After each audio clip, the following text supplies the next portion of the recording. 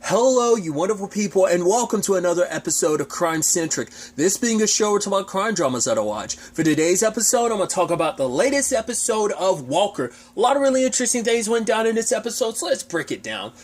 First and foremost, dealing in the aftermath of everything from the previous episode. Obviously, it's been enough time that both Walker, Cordell, and Cassie are both sitting on the revelations and the outcome of the previous episode. Cassie, mulling over everything with Miles and thinking like, oh man, I got Captain Cole completely twisted, but it's like, we as the audience know, it's like, no, there's definitely more to that. We just don't know the full scope and understand what that's all about. But Cassie's still in the dark about that, and Walker's dealing with the aftermath of the Jerry thing. He tried to get in contact with Jerry, but they haven't really talked since then, and she's away, kind of a girls' trip with Denise and Gail, which he's fine. Like, it's like, despite the family issues and stuff like that, he doesn't want to be like, oh, you can't know about your family. But for him, he thought like, right, with there becoming a them as a couple, he thought like they'd kind of be like through the thick of it. They find a way forward through all the complications.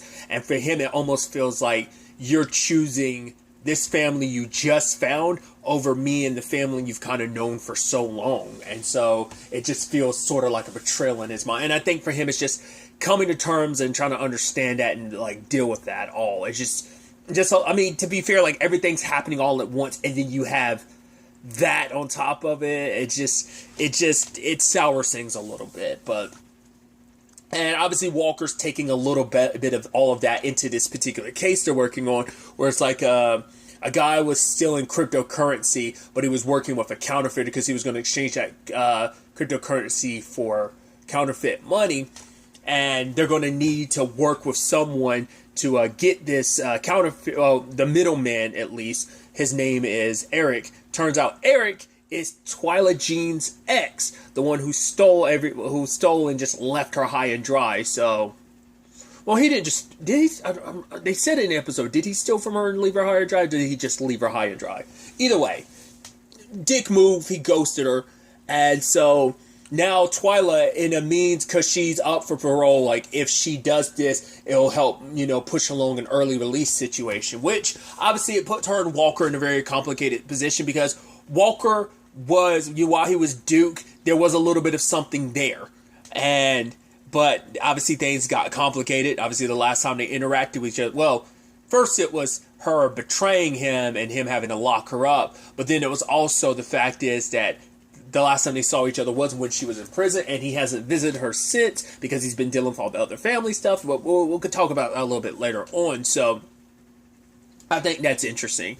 And so he has to work with a person that he already kind of doesn't trust, but he didn't want to admit it, but he is bringing in some of like the complicated feelings he has about Jerry into this, because he already has trust issues when it comes to Twyla, because I'm sure it's also like connected to the fact is Twyla's connected to a point in his life he didn't like who he was. He didn't like Duke was just an escape for him, and all that entailed, like that time frame. So it's like you can tell that probably would like there's layers to how complicated Twyla being around really is for Walker. So they kind of have to work together because she knows Eric and will be able to help kind of bridge, and this is a whole undercover sting operation. So I also love that a recurring reference throughout this episode is like that Hulk TV show that Cassie was trying to get Walker to watch, and he's like, I have no idea what this is. She's like, oh, come on. It's like, come on. It's like a 90s show. Like, it's going to take a couple episodes to like really get into it. But she's like, you should watch one more. He's like, no. We're not going to watch any more of it. But it turns out the reference that I forgot what Cassie called it, was like the Magician's Apprentice or something like that, was going to be like this move of how they were going to handle the case, but then like Twyla immediately recognized it from the TV show, and it's like, oh my god, and it's just like, oh god, Walker's like, now there's two people talking about this TV show. No. So Walker kept the entire investigation just waiting for Twyla's betrayal. She was like Eric, who interestingly enough is played by Zane Holtz. Interesting time, and once again, it's always interesting how that works, where it's like, oh, someone might be in one like CW thing and then end up being on another. Like, he was literally in an episode of Riverdale 2 weeks ago, so it's just funny like he's in this. But back to being a criminal too, interestingly enough, because my first introduction to Zane Holtz, I think, was the From Dusk Till Dawn TV show, where him and his brother are bank robbers. So, like, that's where I was like, oh, it's almost like an interesting correlation there. Nevertheless, putting all that aside, he ends up not really gelling with it too much because he felt like there was something going on between Twyla and Cordell, but he didn't really know what. So it's like, right, if you guys can't be honest with each other, how can you be honest with me? And Twyla was able to convince him, but her doing that away from the microphone that's in her pocketbook or her purse makes Walker not want to trust her. It's like, right, she's setting us up for the betrayal, which Cassie's the one that's like, right, you're bringing in your situation with Jerry. Plus the fact is, this is also her chance of freedom. She's not going to, like, screw that up. But certain things seem a little wonky. The fact is, like, right, he went from wanting 200,000 in crypto into 3,000 in cash in exchange for, like, what was it, 2 million in fake cash. And it's like, right, the sudden change like that, it definitely seemed suspicious. So, you know, at the end of the day, Cassie was like, do you trust me? And he's like, of course I do. So, and I was worried the entire time. I'm like, oh man, Twyla's going to end up betraying you, isn't she? I was like, please don't, Twyla. That would kind of suck. And it does seem for a moment like she is. You're like, oh, damn, that sucks. Because I, like, when the tracker got found, I was like, they probably counted on, because they made a point to say where the tracker was going to be in front of Twyla. So I thought that was like a double bluff. Like, oh, we know you're going to betray us, so we actually lie, and you think you're going to get away. But no, it's like, no, Twyla was playing Eric the entire time. She knew she had to play it super close to the vest because she explains later on to Walker, if she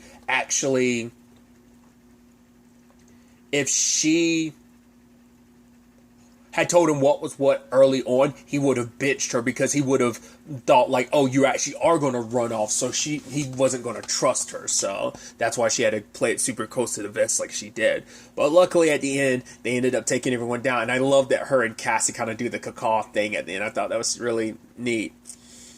I wonder, are we going to get any more Twyla going forward? She does have, like, you know, she is, you know, ends up getting released at the end of the episode. And I really like her asking Cassie, it's like, I don't want to sound ungrateful, but why are you being so sweet to me? It's like, well, after being away from being a ranger for so long, you know, it was kind of rough coming back. But like Walker, he gave me a chance. And it's like, yeah, he might be like a big goofball, but at the end of the day, he does try to, you know, he does have the best of intentions. That he does, you know, want to do the right thing. You know, telling Twyla, like, right, he might fumble a little, but he is trying to do his best. So, because I did like a lot of the conversations that they had where Twyla had asked him at the dock, like, why he never came to visit her, and he had said, like, right, with everything with his family on top of all going on, that's why.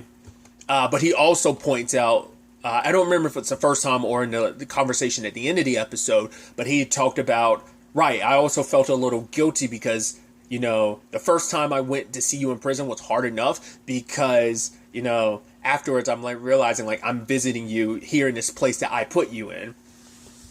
And I think it is, I thought it was kind of a cute and nice and sweet situation to be at the end where, you know, Walker was talking about everything that he was kind of going through and kind of putting that on Twyla of not really trusting her.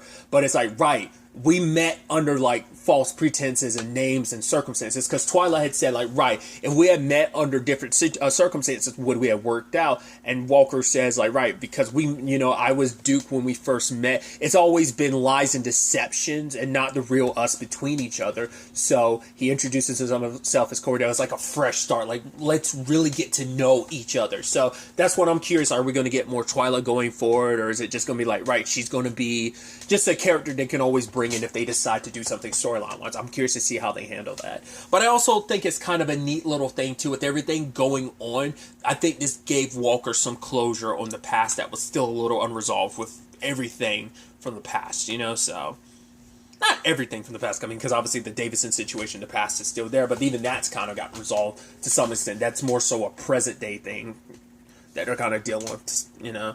But I think this kind of put a little bow on the whole storyline from season 1 with the Twilight. Like, I think this conclusion with Twyla kind of like puts a bow on that as well. So, like I said, it'd be neat if we got to spend more time with her, especially like if her and Cassie spent time together too, and like had like it'd be interesting and I think a little awkward and but really interesting to see like if we kept Twyla around in that regard. So. And just see what that would mean for her and Walker. Like maybe they just like, right, we're kind of friends and just know each other and just our past and everything. We're going to kind of leave that behind and just kind of have a fresh start and just we will be in each other's lives to some extent. So I'm just curious to see how that plays out. Other elements to this episode involve James, who obviously him and his ex Kelly have been reconnecting, and she's like, right, let's go on like a family vacation, you, me, and DJ. And he's like, oh, sounds fun, which didn't seem so enthusiastic to her. So I was like, okay. And after he said that, things got awkward. And I love the kid next to him is like, man, you suck when it comes to girls, you suck. And James just kind of has to smile and take it. Him and Trey are talking about everything, and I love that. Then you get August involved because he's dealing with the Faye thing. It's like, cool, Faye dumped me when it turned out my grandfather was suspected of being a murderer, and now that he's been proven innocent, she still wants to have nothing to do with me. He's like, women are just unknowable. But Trey ends up helping them out. It's like, right, he figured he had the right thing to kind of help them. Because it's like, right, as men, we kind of have this thing where we're just not always vulnerable. We're not always willing to kind of speak on our feelings. And obviously for James, I think that doesn't come easy either. So Trey ends up taking him to, what are they called, rage rooms? Jenny was in one the previous, season 3 of Coroner. She was in one. Because the moment, regardless, it just immediately made me think of that scene in the rage room again. But they're smashing stuff up, and Trey got James to kind of go through like some exercises of, right, smash stuff up, but while you're doing it, talk about your day little by little. And it's like, right, by talking about the smaller things, it eventually gets you to kind of start pulling at some larger things. Like some of his issues with Walker ended up springing up about, like, right, him questioning my authority. He still looks at me more like his partner than he does and doesn't treat me and respect me the way sometimes he should as his captain. And I love that he's like, right, August, sorry about talking all that smack about your dad. He's like, dude, I totally get it. So he ends up working on stuff. And I love that, obviously James's circumstances are more so the focus, but August kind of got, he got something out of it too, because it's like, right, if they isn't really kind of willing to give me a chance now, maybe she never if she can't accept me for me, maybe she never really liked me for me in the first place. So it is this thing of like, right, if all these, like, she was just kind of maybe looking for an excuse to kind of bow out, and just like she really wasn't vibing you for being you, so it's kind of like, right, it's fine anyway. Because I can't, the complications of his family and stuff like that, because maybe, you can't say what's always in someone else's heart and stuff like that. But, August took that away from it, I think, kind of being like, right, everything's okay. If she doesn't like me for me, that's okay. James, ends up ultimately talking to Kelly, and with what Trey ended up helping, he ended up talking small, and he's like, right, I went to the grocery store and someone put the sour cream in the wrong space, and it kind of bothered the hell out of him. He's like, it shouldn't bother me, but it did. And he's like, right, and Kelly's like, yeah, that's why, like, I never sent you to the grocery store. He's like, my point is that I made a mistake because I always, when it came to work and my personal life, I tried so hard to keep those separate, but I didn't realize at the time I was also pushing you away. And he's like, I want to rectify that. I want to make things better by not making the same mistake I did before. Because this time, he's like, I'm going to be more open and connect with you. And even though, like, because he thought in the long run, keeping like work separate, because like, oh, his work is a part of him, but he didn't realize by trying to keep those two things separate, he was keeping a part of himself, keeping himself separate from his wife. He wants to change things. So it looks like they're moving in the right direction. And I also thought it was interesting too that he offered Trey kind of a side thing. It's like, right, he's like, I know you have to do you're doing the whole Sacred Hearts thing, but if you want to help out with the Rangers, doing what you did for me in August, like if you want to do the same thing there, because there's a lot of Rangers that could use, your magic. And he's like, oh, do I get to wear the hat? It's like, no. It's like, come on, dude, this face, that hat, come on. I love that. So that'd be interesting to see, because I feel like I think Trey's finding his footing again after everything. Just like everyone else. I mean, this is the season of finding your footing, because everyone kind of got knocked off balance this season. Not kind of, really got knocked off balance. So I think that's definitely going to be interesting going forward. But another element to this episode is Stella. Stella found out that she got accepted into the college that she wanted to go to, but it's like, right, the amount of money that it's going to cost, plus on top of everything that's going on with her family, it's kind of a thing of, and it's almost interesting for Stella to kind of be back here again, because that was a reason, something she had actually said to Trevor, like when she was kind of saying goodbye to him last season, was, my family kind of needs me. So it's interesting to kind of see that that's still an element there, and it's always going to be, because it is always about the family for them. So she says that she's hanging out with Todd to her grandmother, but then it's like she's secretly going off to Colton and kind of talking to him. And she's like, right, I'm sorry, you told me not to be like dumping like everything on you. And she's like, no. He's like, no, it's cool. And I think that speaks volumes that she would rather talk to Colton about that stuff than Todd, because what did Todd, and I said at the time that was going to be a crucial thing. Todd was like, right, it don't have to be serious stuff all the time, but it's like, Todd is a good guy. Don't even get that twisted. Todd is a good guy, but the problem is that he's not that guy that you can probably always rely on when it comes to helping you through the difficult stuff. Like Colton's always been that. He's been that person for Stella, and so now she's in that complicated space of like, right, you like both of them, and yes, you're dating Todd, but it is the thing of you open up a lot more with Colton than you do Todd, but it's also because like Todd kind of he wants to be the fun boyfriend. He just like, right, like things have to be, they can be fun. We don't have to get too serious, which I get that. I am that person that's like, right, I had, one of my defense mechanisms and stuff like that that defense mechanisms got brought up during Legacies, and I talked a little bit about that. I've been open, I've talked about my own defense mechanisms and such, and so like, I get it where you just want to be fun, you don't want to talk about the depressing stuff, but it's like, right, she wants that side of like, right, we can also be serious too, but Todd's like, yeah, but we don't have to be serious all the time, and who knows if they've even had those, like, because they had serious conversations before, but like, not under the current circumstances. Like, the last time they probably, like, talked really seriously was before everything, like, really went down. So with the current circumstances of the ranch and stuff, everything that's going on there, she hasn't really been able to talk to him about that. Obviously, Colton, she can about, like, everything she's really struggling with. So she doesn't even know if that going to that school is what she wants to do anymore, because it's like, right, with everything going on, I haven't even decided for myself what I want. And Stella is kind of dealing with, like, because he was like, right, I poured my heart out to you and you didn't seem like you hated it. And she's like, no, I didn't. It's just, she's trying to figure everything out because, once again, she's with Todd. So, because with everything spiraling, Todd is a stable situation. Because if anything happened between her and Colton, it would be complicated, because no matter what, their families would still get dragged into it. But ultimately, there were some, God, what would they... they're like poisonous flowers that if like horses eat them, it would kill them.